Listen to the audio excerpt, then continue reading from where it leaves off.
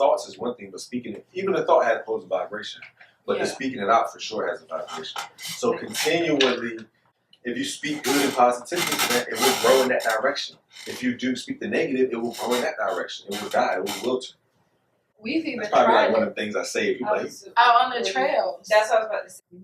oh yeah, I said, nah, that was When I yelled out we loud, was communicating with the stars right there. and it was the it bounced vibration. back. Yeah, and you out, felt but it. it came right back to you. And it's funny you say that because when you did it, it was like sonar to an extent. And not only was the affirmation powerful in itself, but just the frequency being sent out. To me, it felt like it went down the water, and like you said, it came back at some point.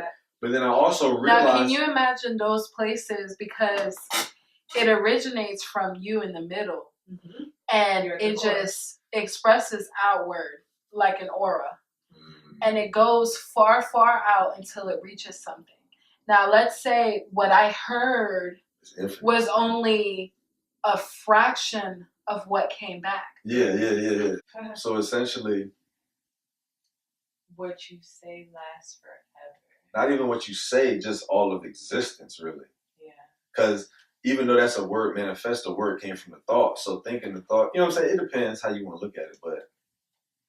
I mean, just understanding the lasting effects of words and what you say.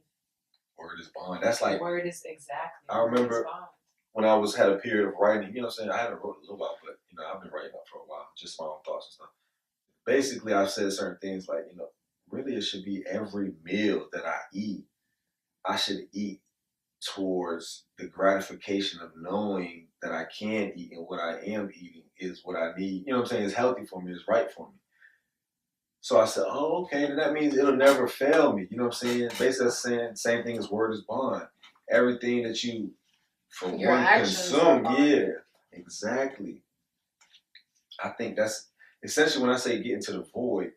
When you're in the void, now you have all the many sectors of yourself in focus. Like you said, and you're in a position or the seat or the position is probably the best word of the power, of your own inner power, willpower. Yeah. So in each moment, listen, we need to recognize that we exist on multiple planes all at once. You know, if you want to call it the chakras or whatever, that's probably the best way to describe it. You know, you got many different chakras in the body and outside of the body.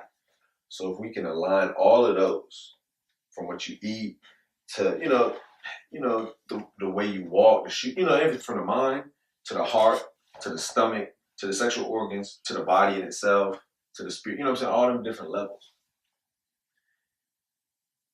We just gotta align them. That's all I can say on that. You just have to align them. You gotta put your awareness on each one and be essentially everything you were saying, willing to rise up with that. So for someone who is new and just coming into themselves and finding themselves, what are some exercises that you yourself use in the daily? What are some things that we do daily that actually exercise our willfulness to be our greatest self? Yeah, I think gratitude is one thing. Being grateful for certain experiences, seeing a sunset, having a conversation, being in the presence of. You meditate often? So yeah. So basically, you're saying having a practice of mentally being grateful for your life. Yeah, putting that into perspective. So because I feel like it's easy to be grateful when things go bad. It's easy to be grateful, you know what I'm saying, when you have a hard challenge in your life. But really keeping that there in your forefront, that's a momentum. That's a willpower right there. You're in the power of being yourself. Yeah.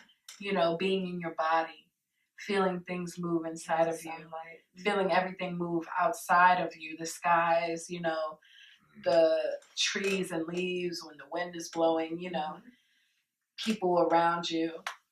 A very present moment. Yeah.